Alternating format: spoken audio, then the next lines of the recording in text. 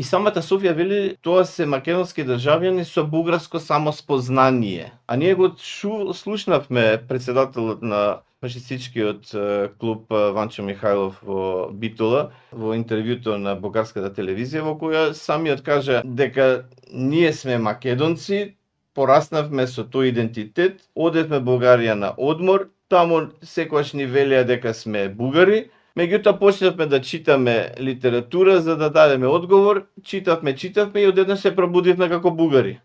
Тоа е тоа самоспознание на поединци.